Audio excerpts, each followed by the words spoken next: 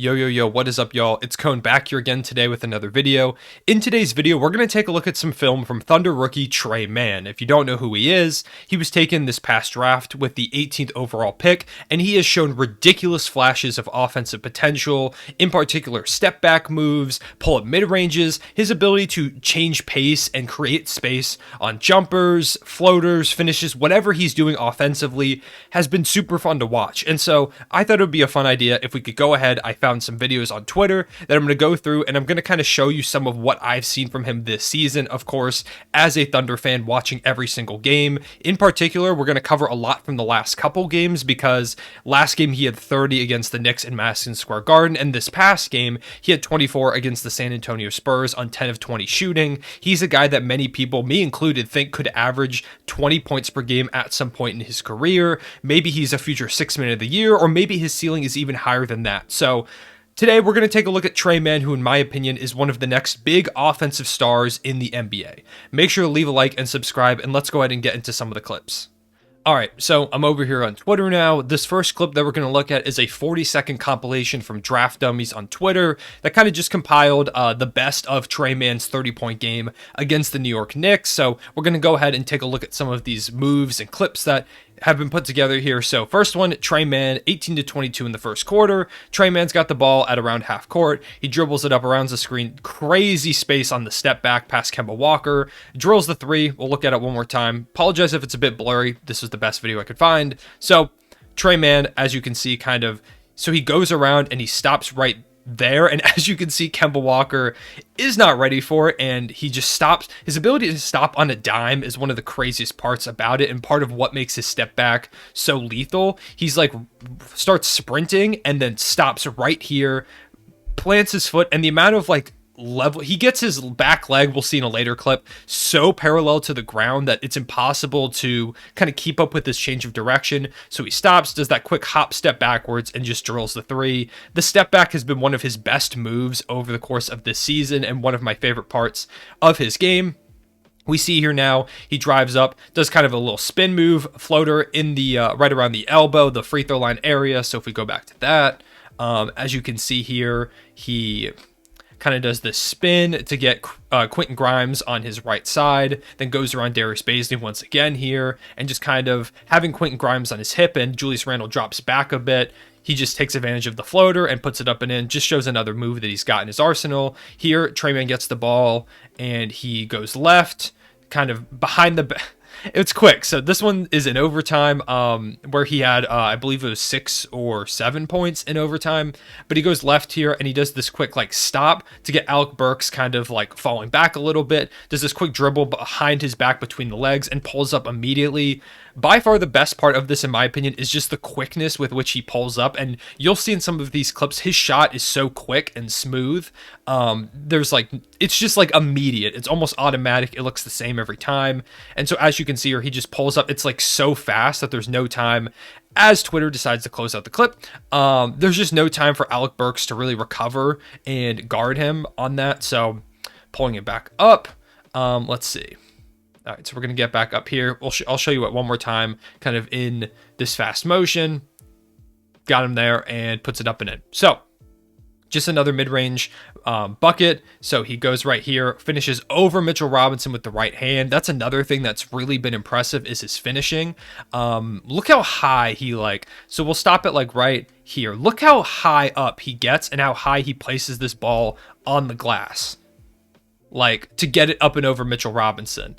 It's really impressive how quickly he gets it up, he scoops it up and in. You can see his release point, how high he gets off the glass. It's just really impressive control up there in the air. Next here with Tre Mann, we've got a couple dribble moves. Goes up with the right-handed floater after going left. Just a great kind of misdirection with going up the left hand, stopping on a dime to float it up and in with the right so that Julius Randle can't contest it rather than going to the rim with a layup here. And then you can just see the dribble moves to kind of get Julius Randle on his back foot and kind of leaning back a little bit here. Then Tre Mann gets the ball here in the third quarter. Nice little sidestep three once again over Kemba Walker. Not quite the step back, but another sidestep three. Just his ability to create that space so quickly in rhythm, drops it in. So those are some of his highlights. Some really, really impressive stuff for a rookie, as Draft Dummy says in this tweet. he's just a talented bucket getter, a variety of shots, and that this would be an impressive offensive reel for a lot of rookies over the course of a season. So the stuff that we see there in this clip here from Jackson Frank, we're talking about the lower body here. So as you can see, Tre Mann gets the ball here. He's going to go around Derek Favors, and look how low you can see it right there on the right. Look how low his knees almost touching the ground on this step back over Eric Bledsoe. I'll go through it at fast speed again so you can see it one more time, but just the step back, the amount of space that he gets stepping back for a three, and as you can see, Eric Bledsoe goes flying. We'll stop it like right here where, look how much space he created with just that, and then you add in the step back, and look how far away his defender is after that one move. And like, I know Eric Bledsoe's not like this amazing, incredible defender or anything, but he's not a bad defender. And for a rookie to be able to create that space, we're going to go back to his back leg once more. Like, his knee is almost on the ground. If we stop it, like, I can't even stop it. It's so fast at the right point. But you get what I'm saying. Like, his ability to step back, that lower body flexibility, I believe is what Jackson specifically said about it. It's ridiculous. Fans going crazy, of course. So that's another thing that he does with that step back. Like I mentioned in the Knicks clip, how low he gets to the ground. Another thing is his athleticism has been super fun to watch here. As you can see here, he posterizes Garrett Temple, jumps right over him. They're going to show another angle, I believe, in a second. Yeah, right here. Just right up and over him. Nothing too difficult for Tre Mann, who didn't even really dunk in college. I don't think he ever did. I believe he said that in an interview, but right here, one more time, just going backdoor, dunking over Garrett Temple. Not the first poster he's had. I believe I have a clip on here of the other one he had too. So we scroll down now. This one is Tre Mann breaking ankles. This is against the New Orleans Pelicans. Pull this clip up full screen. As you can see here, Tre Mann just gets him turned around completely, floats it up and in with the left-handed finish. Ty Jerome going crazy on the bench there. You'll see it one more time here. But just like the quick snatch back, go right around him, float it up and in. It's just so smooth and so fun to watch the things that he does. I believe that the clip right here with the ridiculous finish is the one I already showed you over Mitchell Robinson. Here is a real quick clip of him getting a poster against the Los Angeles Lakers. We'll see him go right here and absolutely destroy, I believe that's Wayne Ellington, just dunk right over him. I believe they're going to show another angle, but once again, just showing Tre Mann's athleticism, which is crazy. Or are they just going to show the Lakers play? They're just going to they were going to show another angle. Here it is. Just dunking over Wayne Ellington, a guy who really didn't dunk in college, just dunking on guys left and right. So that's always nice to see. Lastly, I just wanted to add this one more clip because we've talked pretty much all about his shot creation, but there have been some flashes as well of his playmaking. Now, he only averages like around an assist a game, so I'm not saying he's a great playmaker, but part of his offensive skill set is being able to read defenses really well. And so here, I just wanted to show a pretty cool wraparound pass to Derek Favors right there around Jakob Poeltl. Derek Favors grabs it, puts it up and in for the and one. We'll take a look at that one more time.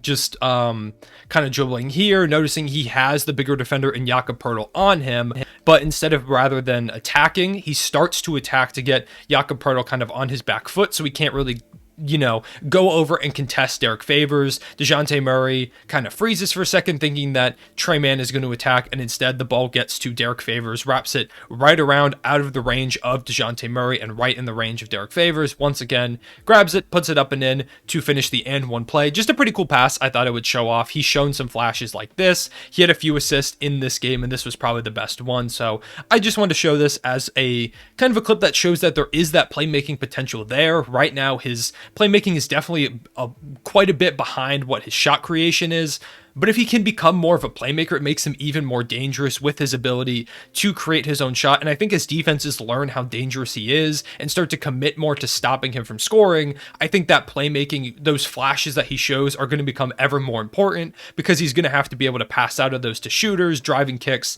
stuff like that. And so I do think these playmaking flashes, even if they're like pretty far and few between, he doesn't get a lot of assists or anything like that, I do think that these passes are pretty cool to see from a guy at his age.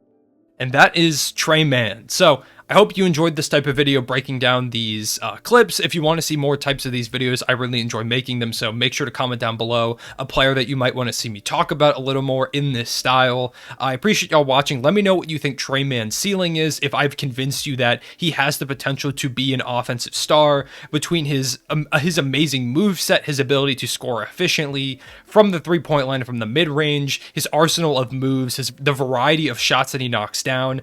I'm pretty confident that Tre Mann will be a 20-point per game scorer, or at least close to it, during his career at some point. So I'm very excited for him in the rest of the Thunder's future. I'm excited to see him alongside Josh Giddey. They've really formed this kind of connection, and I think if he can become the player that I hope he can, it takes a lot of the scoring load off of Gilgeous-Alexander as well as others. So I'm super excited about Tre Mann, and I hope you enjoyed me breaking down these clips. Make sure to leave a like and subscribe. I will see you all later. Real one.